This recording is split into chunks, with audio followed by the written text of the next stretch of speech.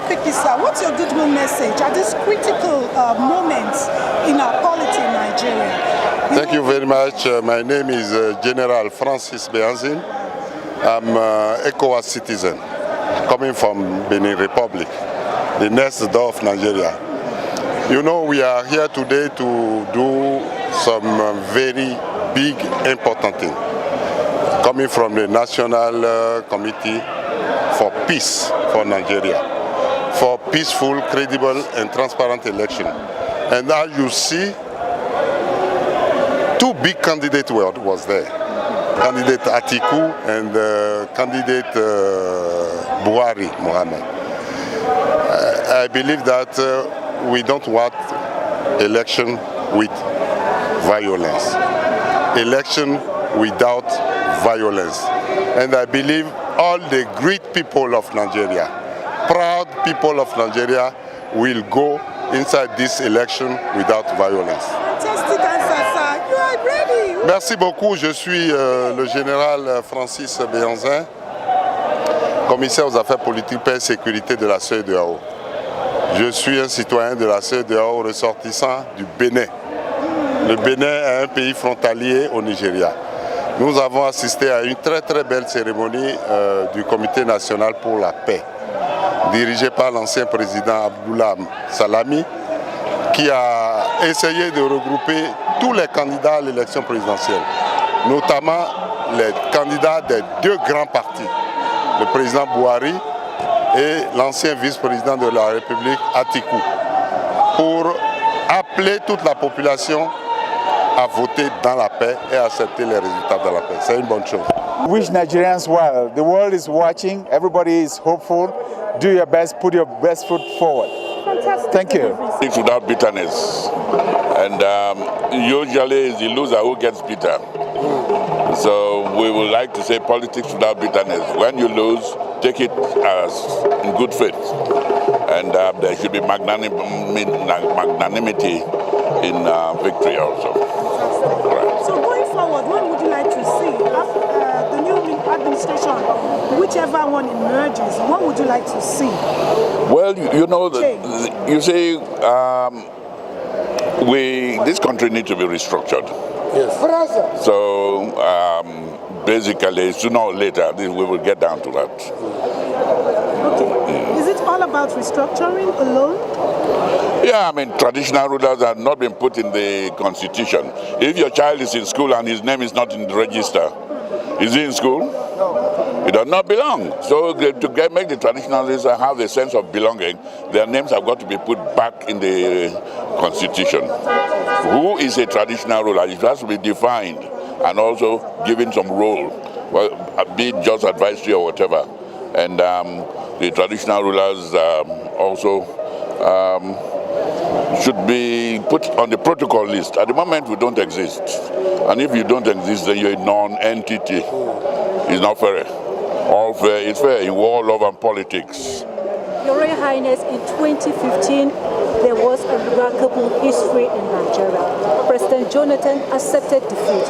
What are we looking forward in this 2019? And what are you traditional leaders telling the populace? Well, you know, the politicians are the ones who are on the stage. They said, Shakespeare said, all the world is a stage. They are the ones on stage now. So if you win, fine. If you lose, bow out gracefully. So there is nothing to it. If you win, you win. If you lose, you lose. So there is nothing to sit tight, politician or this. But those are the time of the olden days, you know.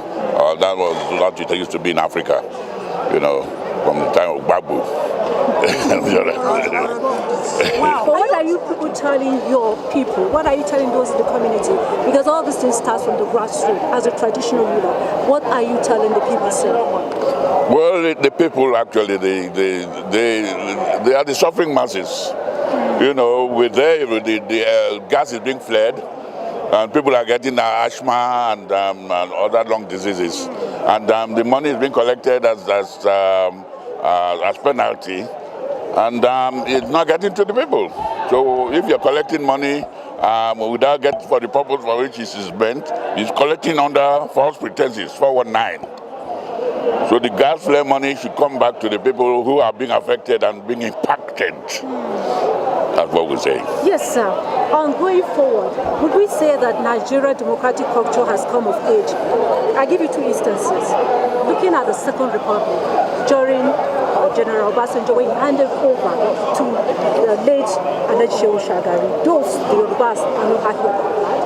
And then, given that of President Jonathan, would we say that our democratic culture has come of age, sir? Yeah, it is coming of age. You don't just grow overnight. It's a gradual process. You mellow into even in the old age gracefully, like we are trying to do. Are you excited about Saturday, or you are anxious? What's your emotional state on a light note right now? Yeah.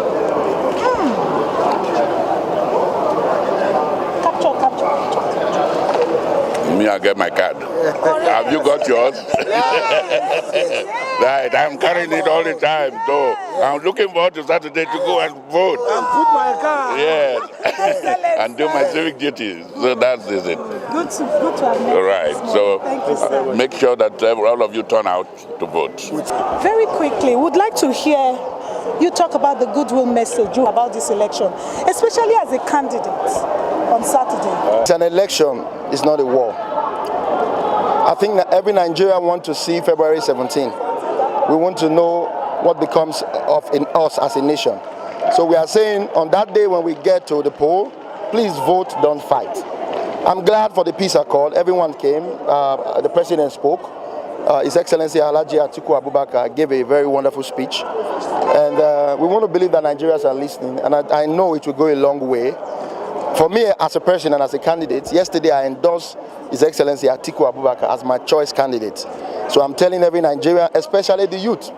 I met with him one-on-one. He said to me very categorically that 40% of his cabinet will be youth. The first president who has said it, and I believe him. And I know he will make good use of his promise. So please, I'm telling every Nigerian, especially the youth, when you get to the polls, February 16, vote for PDP, Atiku Abubakar.